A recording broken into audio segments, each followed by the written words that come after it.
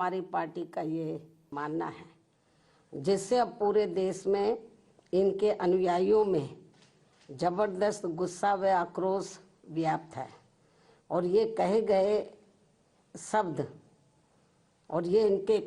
शब्द इनको जल्दी ही वापस ले लेने चाहिए तथा इसके लिए इनको पश्चाताप भी जरूर करना चाहिए, तो ये बेहतर होगा। वरना इनके अनुयायी इस घटना को कभी भी भुला नहीं पाएंगे तथा ना ही इनको कभी माफ कर पाएंगे। जिस प्रकार से बाबा साहब के प्रति कांग्रेस पार्टी के असंख्य रहे गलत कारनामों को इनके अनुयायी अभी तक भी भुला नहीं पाए हैं और ना ही ये कभी कांग्रेस पार्टी को माफ करने वाले हैं, चाहे ये अपने कितने रंग ढंग व चाल आदि भी क्यों ना बदल लें। इतना ही नहीं बल्कि कांग्रेस पार्टी ने बाबा साहब के देहांत के बाद तो इनके नाम को व संविधान निर्माण में रहे इनके अहम योगदान को भी इतिहास के पन्नों से मिटाने की भी पूरी कोशिश की है। हालांकि अपने इस मकसद में ये पार्टी अब तक जरूर कामयाब हो जाती, ये कांग्रेस पार्टी अब तक जरूर कामयाब हो जाती यदि बाबा साहब डॉक्टर भीमराव अंबेडकर के देहांत के बाद इनके अधूरे रहे कारवा को आगे बढ़ाने के लिए मान्यवर श्री कांशीराम जी अपना पूरा जीवन समर्पित करके वे आगे नहीं आते, जिसको मंजिल तक पहुंचाने के लिए मुझे भी अपनी पूरी जिंदगी समर्पित करनी पड़ी है। इसके साथ ही मान्यवर श्री कांशीराम जी ने बाबा साहब के संघर्ष व इनके कारवां को खत्म करने वाली कांग्रेस पार्टी के सभी साम दाम दंड भेद आदि हथकंडों का मुकाबला करके व उनसे सावधानी बरतते हुए तब फिर बीएसपी का गठन किया है, जिससे अब कांग्रेस, बीजेपी व अन्य सभी जातिवादी एवं संकीर्ण मानसिकता रखने वाली पार्टियां किस्म किस्म के हथकंडे इस्तेमाल करके कमजोर करने में लगी है। जबकि यूपी में 4 बार बीएसपी के नेतृत्व में रही सरकार ने जिस प्रकार से यूपी की राजधानी लखनऊ में व दिल्ली के नज़दीक नोएडा में भी बाबा साहब डॉक्टर भीमराव अंबेडकर के सम्मान में अनेकों भव्य व ऐतिहासिक स्मारक, संग्रहालय व स्थल आदि बनाए हैं, साथ ही इनके नाम पर यहाँ अनेकों जनहित की योजनाएं शुरू की गई हैं। नए जिलों के नाम आदि भी रखे गए हैं, जिनमें से बाद में काफ़ी कुछ को समाजवादी पार्टी की सरकार ने बदल भी दिया है, जो इस पार्टी की बाबा साहब के प्रति इनकी नफरत को भी दर्शाता है, जो अब कांग्रेस के साथ मिलकर इनके सम्मान की हवाई बातें कर रहे हैं। इसी प्रकार इन वर्गों से जुड़े अन्य संतों, गुरुओं व महापुरुषों आदि को भी पूरा आदर सम्मान दिया गया है, जिससे अब कांग्रेस व बीजेपी आदि की नींद उड़ी हुई है। ये जो हमने काम किए बाबा साहब के सम्मान में, तो उससे अब बीजेपी व कांग्रेस आदि की नींद उड़ी हुई है, जिनके अनुयायियों के वोटों को लुभाने के लिए, जिनके अब बाबा साहब के जो अनुयायी हैं या अन्य संत, गुरु और महापुरुष हुए हैं, उन जो दलित और अन्य पिछड़े वर्ग से ताल्लुक रखते हैं, तो उनके अनुयायियों के वोटों को लुभाने के लिए फिर बीजेपी को भी मजबूर होकर वे अपने दिल पर पत्थर रखकर इनके सम्मान में कुछ कदम भी उठाने पड़े। और अब कांग्रेस पार्टी भी बाबा साहब के दलित व अन्य उपेक्षित वर्गों के वोटों को लुभाने के लिए आए दिन किस्म किस्म की सियासत करने में लगी है। और इसी क्रम में कांग्रेस पार्टी अब इस कोशिश में लगी है कि श्री अमित शाह के मुद्दे पर कुछ न कुछ दलितों का वोट जरूर बटोर लिया जाए, जबकि बाबा साहब ने अपने जीते जी दलितों व अन्य उपेक्षित वर्गों के लोगों को इस पार्टी के बारे में सावधानी के तौर पर उन्हें ये कहा था कि कांग्रेस पार्टी कभी भी माफ करने लायक पार्टी नहीं है। इस पार्टी से इन वर्गों के लोग कभी भी जुड़ने की कोशिश ना करें, ये बाबा साहब ने कहा था। क्योंकि जिस कांग्रेस पार्टी ने कदम कदम पर हमेशा मेरा अपमान किया, यानी कि बाबा साहब का अपमान किया है, मुझे इस पार्टी ने कानून मंत्री पद से इस्तीफा देने के लिए मजबूर किया तथा संसद में चुनकर भी नहीं आने दिया है।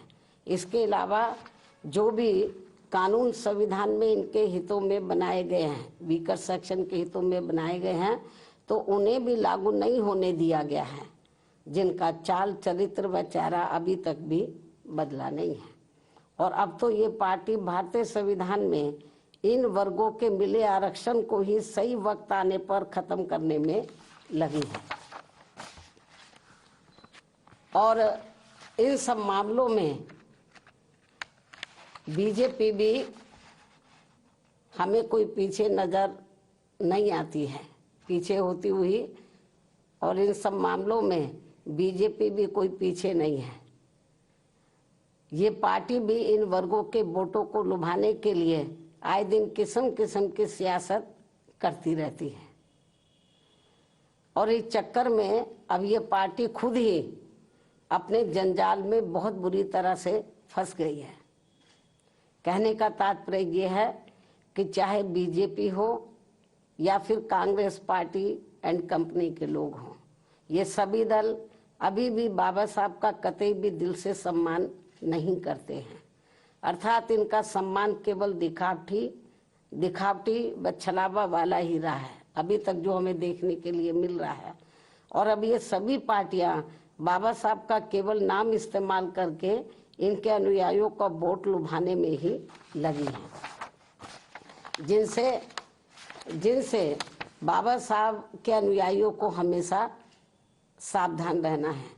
और अभी ने बाबा साहब के पद चिन्हों पर चलकर अपनी एकमात्र हितैषी पार्टी बीएसपी से ही जुड़कर अपने मसीहा व भगवान बाबा साहब डॉक्टर भीमराव अम्बेडकर का नाम यूपी की तरह पूरे देश में भी रोशन करना है, ताकि फिर कांग्रेस, बीजेपी व अन्य कोई भी जातिवादी व संकीर्ण मानसिकता रखने वाली पार्टी कभी भी इनका अपमान करने की अपनी हिम्मत न जुटा सके, तथा फिर आए दिन इनके अनुयायियों का हर स्तर पर हो रहा शोषण व उत्पीड़न आदि भी होना काफी हद तक जरूर बंद हो जाएगा। संक्षेप में अब मेरा यही कहना है कि खासकर दलितों व अन्य उपेक्षित वर्गों के वोटों के लिए पिछले 1-2 दिनों से संसद में सत्ता व विपक्ष के बीच में जो सियासत चल रही है और उनके वोटों के लिए इनमें मेरे व तेरे अम्बेडकर हैं, जो ये सब चल रहा है, और अब इनकी ये लड़ाई धक्का मुक्की तक भी उतर आई है, ये सब शोभा नहीं दे रहा है। और पूरे देश के जो वीकर सेक्शन के लोग हैं, ये सब देख रहे हैं इनकी ये जो सियासत चल रही है वीकर सेक्शन के वोटों के खातिर, ये सब देख रहे हैं।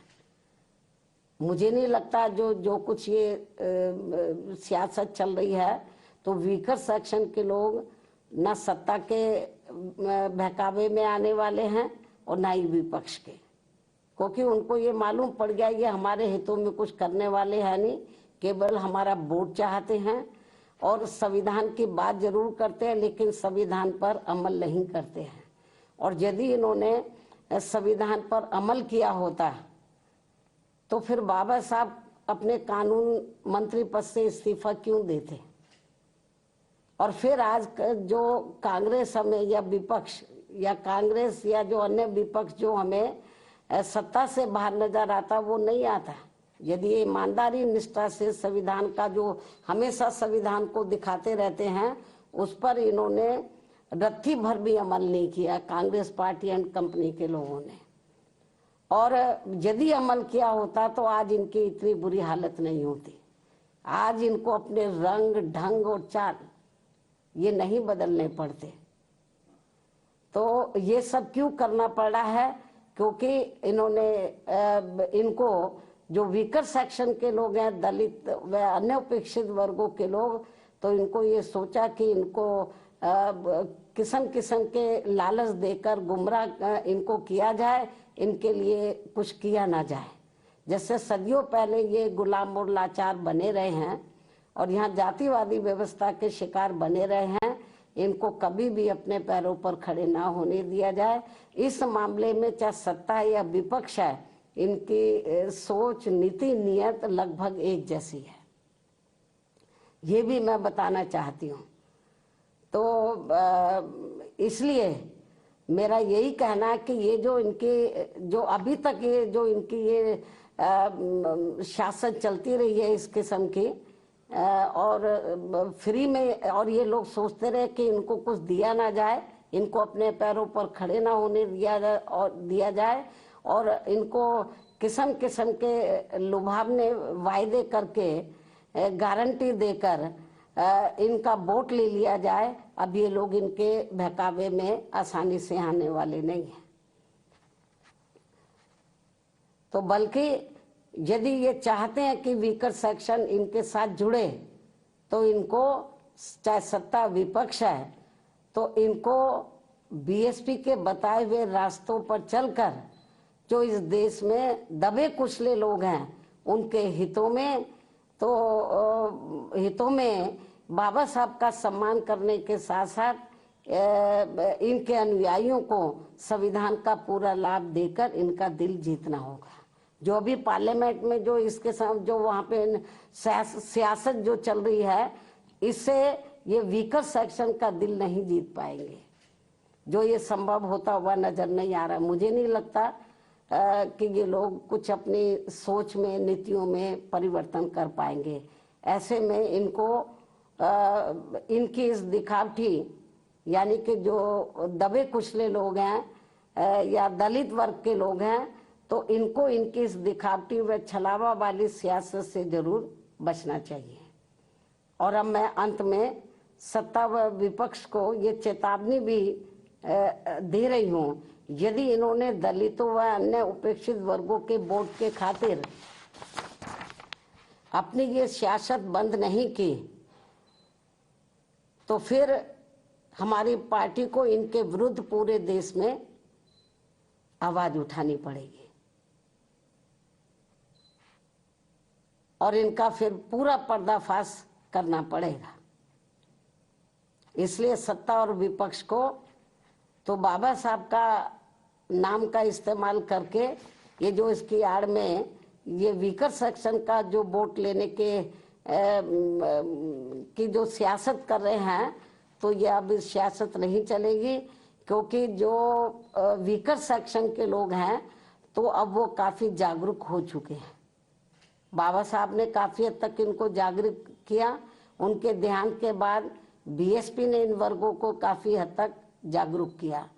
मैं फिर इस बात को दोहराना चाहती हूँ कि यदि बीएसपी नहीं बनी होती, तो अब तक ये बाबा साहब का नाम मिटा देते और जो संविधान में दबे कुचले लोगों को कानूनी अधिकार मिले, उन्हें खत्म कर देते। ये तो बीएसपी की वजह से इनकी मजबूरी है।